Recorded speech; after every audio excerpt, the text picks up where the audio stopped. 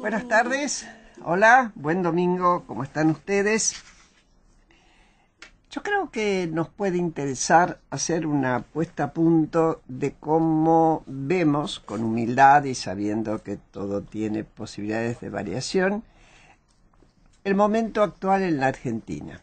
Y cuando digo actual, no es que me estoy refiriendo estrictamente al día de hoy, sino a los momentos que preceden esta fecha, y cómo imaginamos que puede seguir con los riesgos que supone imaginar también en este país. Para eso hemos invitado Pablo Marmorato, que está conmigo, y yo, a tres amigos. Luego enseguida se los voy a presentar. Ya saben que Claudio Acevedo sigue con nosotros en la parte técnica y Pablo les va a decir cómo comunicarse mejor. Buenas tardes, Graciela, a nuestros oyentes, nuestros invitados, ¿cómo están? Y ya saben, como todos los domingos, se pueden comunicar a nuestra cuenta de Twitter, @porqueprograma, o a nuestro mail, porqueprograma@gmail.com. Bueno, y quienes nos acompañan son, por un lado, Ignacio Zuleta, es la primera vez que está con nosotros, es periodista. Él en realidad es doctor en Filosofía y Letras, consultor político, columnista del diario Clarín. Gustavo Marangoni, que sí ya ha estado, licenciado en Ciencias Políticas, máster en Relaciones Internacionales, presidió el Banco Provincia, hoy dirige la consultora M&R Asociados. Y Federico Furiase, que es economista también, magíster en finanzas y director del estudio EcoGo. Cuando ustedes quieran, y el que quiera, podemos empezar a hablar de cómo vemos hoy la situación de la Argentina. ¿Querés empezar vos, Gustavo? ¿Cómo no?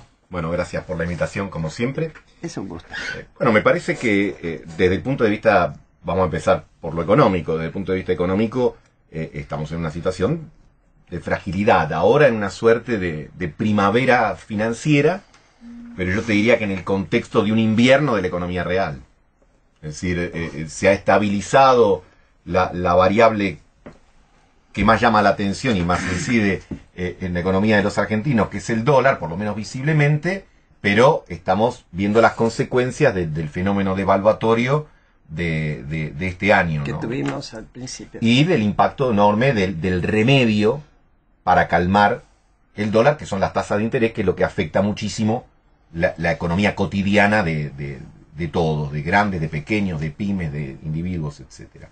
Ahora, ese contexto económico que por el momento tiene una pax precaria, convive con la continuidad de una existencia de dos polos en la Argentina, que están muy fidelizados, que yo te diría... ¿Cuáles dos? Obviamente me refiero a Cambiemos y al kirchnerismo.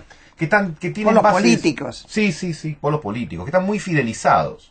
Yo, redondeando los números, te diría, cada uno de ellos tiene el 30% de adhesión y el 60% de rechazo. Y que los que adhieren no votarían al otro ni muertos. Exactamente. Y un 40% que se reparte entre distintos candidatos, indecisos, etcétera. Pero esta situación es bastante estable en la Argentina. Digo, la Argentina se parece políticamente mucho desde hace un tiempo a una suerte de clase turista del avión, digamos, ¿no? Que cuando llega el momento de comer te preguntan pasto o pollo, y si vos querés otra cosa no hay muchas alternativas, por lo menos por ahora. Eventualmente después, aunque todos quisieran mudarse a primera. Claro, todos quieren Disney, digamos, ¿no? Pero no estamos todavía allí, digamos, y habrá que ver si hay espacio para alguna posibilidad,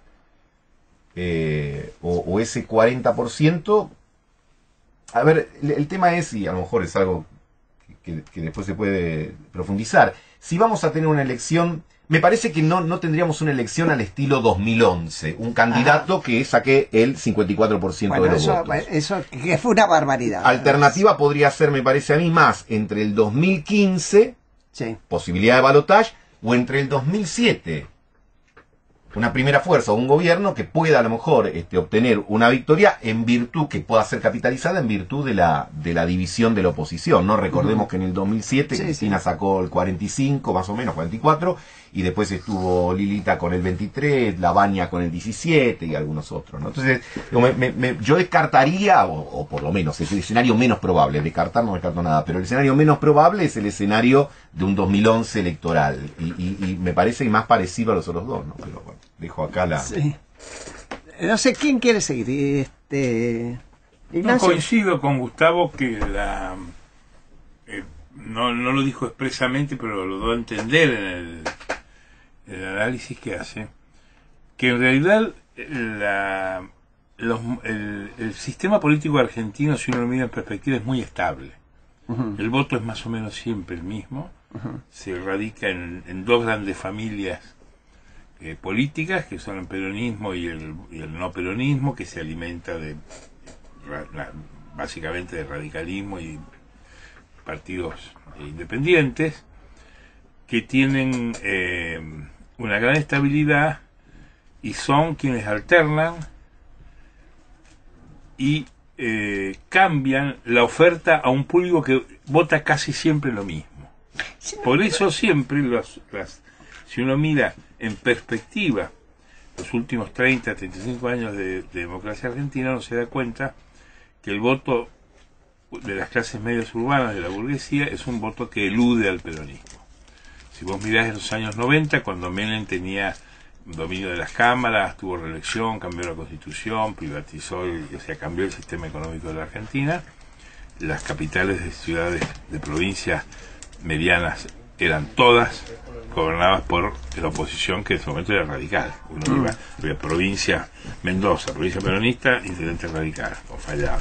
Iba a Tucumán, iba a Jujuy. El tema de las ciudades. Las ciudades.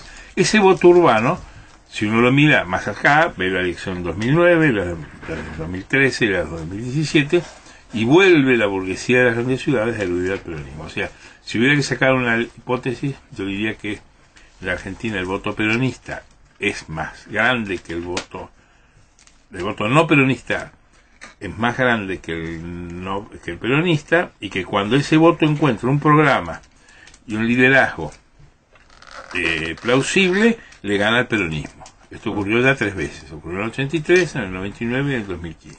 Pero ahí y esto creo que nos lleva, coincido también con Gustavo, a una elección muy parecida a la que fue la del 2015. Una elección, la que sería ahora, el año próximo. El próximo yo creo que las variantes del 2015 no han cambiado. A menos que apareciera una novedad. Es que nunca aparece nada. Nunca aparece nada. En el 2003 apareció Duarte, que era más viejo que todos nosotros.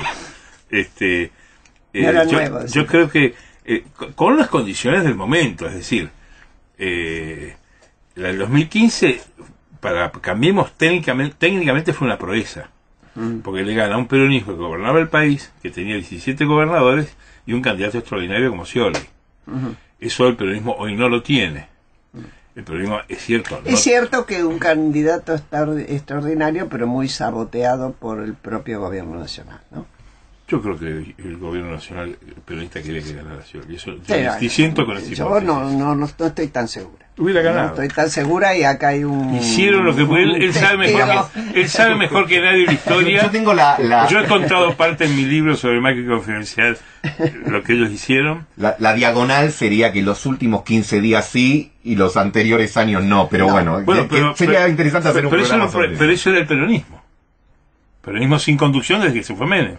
Un peronismo desarticulado, invertebrado durante todos los años Kirchner, donde los Kirchner en minoría dentro del peronismo tenían que negociar con los intendentes y los gobernadores. O sea, esa división no fue de la campaña electoral, era el karma del peronismo, es ese, que se repite ahora de peor manera porque no tiene el gobierno nacional. Sí, yo te diría nada más como comentario para seguir, ¿no? Para pero Federico, me parece que en el peronismo el tema de la sucesión siempre fue problemático, y yo ahí veo una ventaja adicional para Cambiemos. Cambiemos como coalición podría tener estructuras de sucesión más claras y más nítidas y menos conflictivas que la del peronismo en Así el es. futuro, en el Así caso de que le vaya bien y la economía no Incluso se más desmorone y claras todo de eso. lo que lo tuvo algunas veces el radicalismo. Bueno, podría ser, claro. Sí, también. Sí, como antecedente, ¿no? Y siendo un partido nuevo. Federico.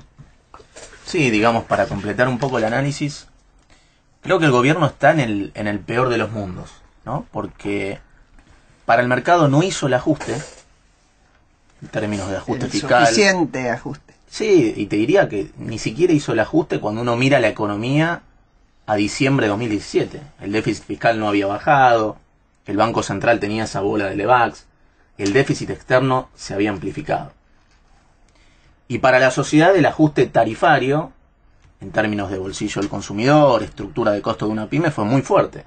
Con lo cual está en ese peor de los mundos donde el mercado te pide ajustar, Lo critican de todos lados. la sociedad te pide recomposición de salario, baja de tasas, y eso me parece que ilustra muy bien lo pesado de la herencia macroeconómica que recibió este gobierno y las fallas de coordinación del propio gobierno que terminó amplificando ciertos desequilibrios por querer bajar rápido la inflación cuando no ajustó el déficit fiscal, subir dólar y tarifas al mismo tiempo.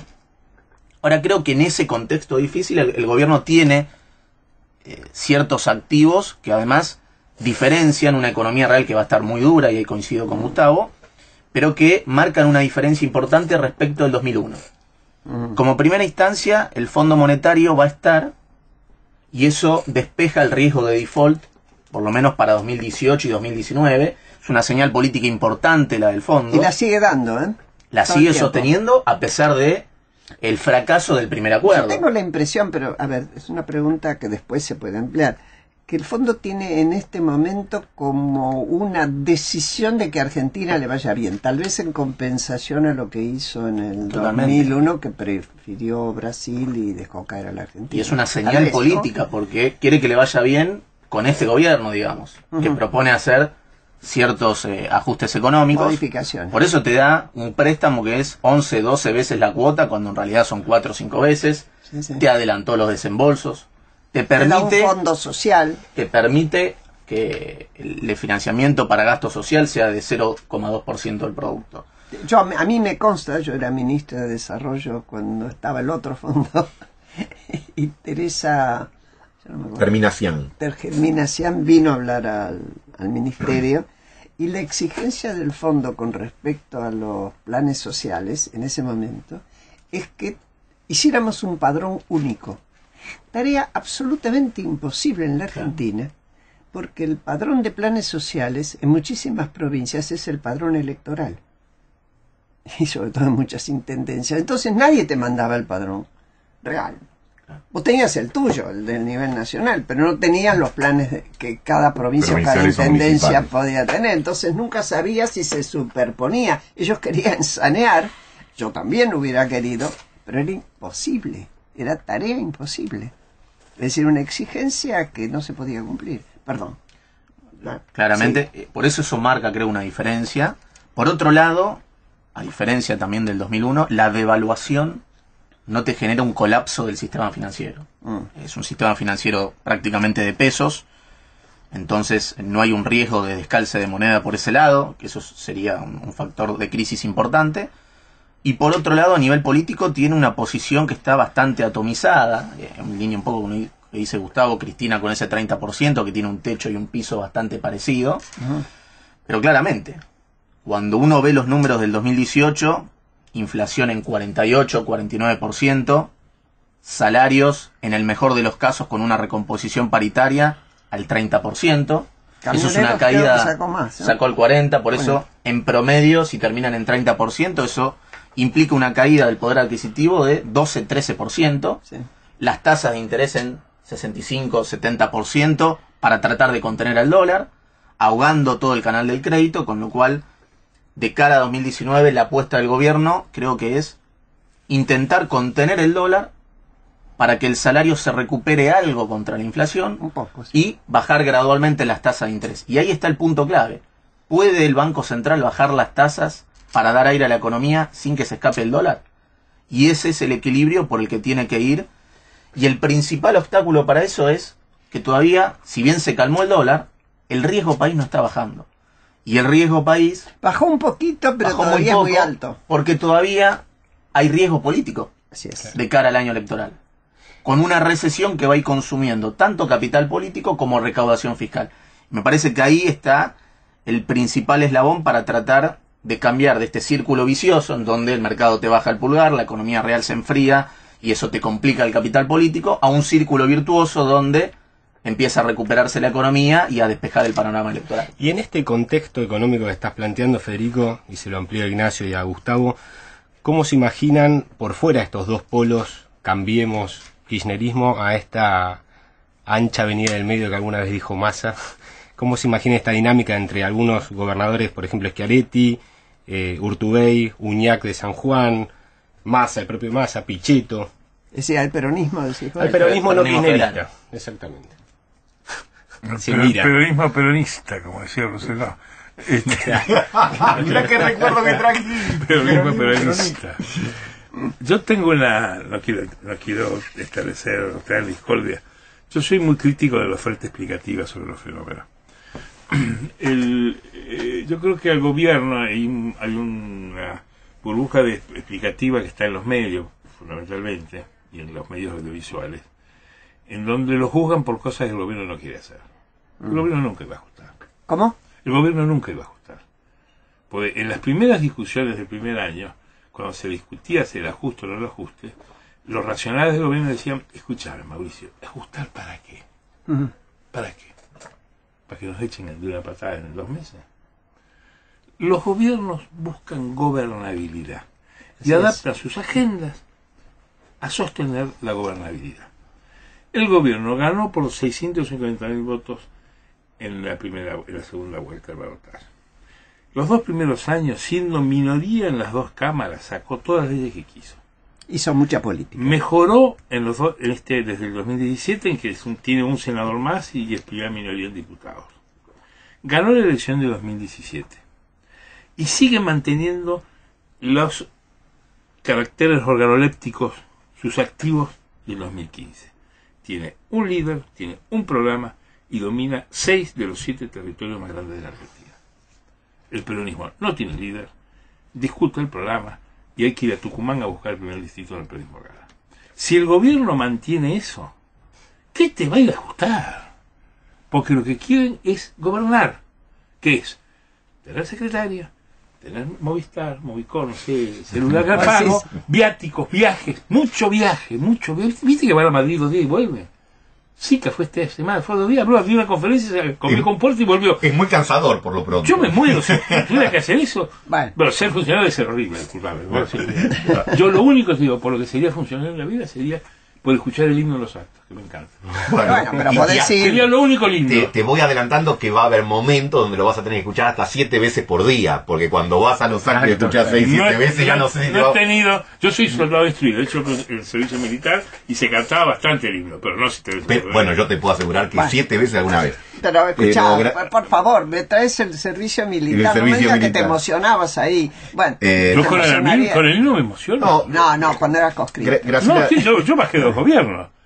A mí me acuartelaron para bajar Longanía y a Leniston. Yo soy Zuleta golpista, ya tenemos título. Ya tenemos Era un soldado era un soldado raso. Ah. Vamos a Pero ver. yo he vivido esas epopeyas. ¿Quién que otros no han escribe ese vivido. artículo? ¿Vos? No, yo? hacemos un collage y lo escribimos. No, yo creo. Mira el O sea, no lo fragotazo. juzguemos por El la... zuletazo. No, pero yo era un soldado. Me llamaban a mi casa y me cuartelaban. Ya sé. Y Sí, si era decías- divino, pues te daban asado, loco. comías Qué como época, rey. no, comía bien, comía bien. Ahora, entonces juzgarlo por la economía, yo creo que es un error, no es un error moral, sino creo que es una equivocación juzgarlo por la economía. Es decir, el No juicio es de tu Esper mirada. o de Milei. La ortodoxia siempre va a sancionar al político que hace economía, siempre, porque son insaciables, son como los curas. No quieren que uno la use, quieren que te la corte. O sea que para ellos el ajuste para Broda, el ajuste es interminable, es infinito, nunca hay... Son ninfómanos del ajuste. ¿Y por qué los gobiernos hacen eso? Yo critico mucho al gobierno cuando hablo con algunos de ellos, de por qué hablan de economía. Si no sabe. Hacen conferencias de prensa para dar el índice de precio. Es una locura, es demencial. Que el índice de precio lo busquen por internet en la página web de Armenia a las 4 de la mañana del sábado. No salgas a decir, hay pobreza, medimos la pobreza, ¿cuánto pobreza? Están locos, son suicidas. Porque además les va mal en la economía. A ver, Gustavo, vos querías decir algo, y después Federico. No, respecto al tema digamos, de la tercera opción que vos planteabas, ¿no? Yo creo que no solo en Argentina, sino en la región, y la prueba me parece más cercana está en Brasil, la tendencia es a que los centros se debilitan, no se fortalecen. Entonces ahí tenés, un desafío, ¿no? Ahí tenés un desafío. Porque en realidad la onda va para otro lado. La gran lectura de Brasil, al margen de todos los comentarios que se pueden hacer sobre Bolsonaro, es que el PMDB, el PDS y otros partidos que eran el centro, sea centro izquierda o centro derecha, se derrumbaron, desaparecieron, quedaron fagocitados en la grieta brasileña, vamos a llamarlo de ese modo. Entonces me parece que acá hay que tomar lectura. Si lo que vos querés construir, voy a utilizar la palabra aunque no es la más adecuada, es una suerte de estrategia de centro. Porque vas a tener que forzarte mucho para ir contra una corriente. Yo tengo un montón de años más que vos y que vos, no tantos, pero también. Y que vos ni qué contar, Federico. Yo creo que es la primera vez, y todavía hay gente, me parece, que está sorprendida, que en la Argentina se vota a un gobierno de centro liberal que dice eso, pero que no es populista, o no se dice populista. Y sorprende que hayamos hecho eso, porque incluso desde el sistema acá se decía, va a terminar con todos los planes, no solo no terminó, sino que los extendió, los planes de ayuda, va a liquidar todo lo que fue de avance, no solo no lo liquidó, sino que está metido en tema del aborto. Es decir, es increíble esta situación en la cual, si uno tuviera que definir qué lugar ocupa, según las clásicas descripciones en la Argentina de la política de antes, el gobierno de Macri, que tiene adentro a gente como parte del radicalismo, algunos sectores más conservadores y otros más progresistas del radicalismo, que la tiene Lilita Carrió, y que tiene el PRO, que también es una mezcla. Pocas veces yo vi, es decir, un intento había sido el Frepaso, más hacia la izquierda, yo diría, y capotó. Sí, yo a lo mejor utilizando los conceptos me siento más cómodo con lo que decía Ignacio, ¿no? Yo te diría, la gran habilidad de Macri es mantener unida la coalición no peronista antiperonista. Esa es la gran virtud de Macri. La clave. Yo por eso dije... Y el único esfuerzo al que se dedique es a eso. Y el único esfuerzo que se dedique es el programa económico. Totalmente. La solución de las tarifas, el presupuesto que se votó el diputado, tiene todo el recorte de los radicales. La fiscalía de la muerte de la mesa Ojazos, de la mesa de Peña, Quintana y Lopetegui, que vigilaban cada línea del presupuesto que se discutió el año pasado en el Congreso. Hoy día el presupuesto lo negoció Frigerio y Monzó con Pichetto sin consultar con la Casa de Gobierno, y a Macri fueron a contarle después lo que habían hecho. Por eso estos desajustes que están viendo hoy día con el tema de ganancias, o sea, hay una... yo creo que acá yo describo dos momentos.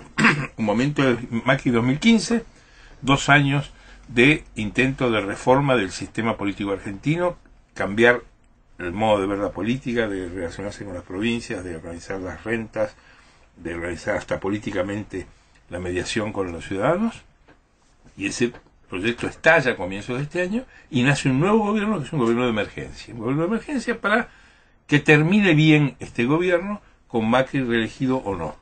Y eso es entregarle el gobierno a la llamada a la política, porque el gobierno termina reconociendo que aquellos que más castigaba desde Olivos, que era la política, es lo que mejor le funcionó. Están sacando un presupuesto con 9 senadores. Es una locura. Ignacio, enseguida vamos a una tanda y después Federico, que se ha quedado aplastado por ustedes dos. No, ¿cómo aplastado? Ahora volvemos.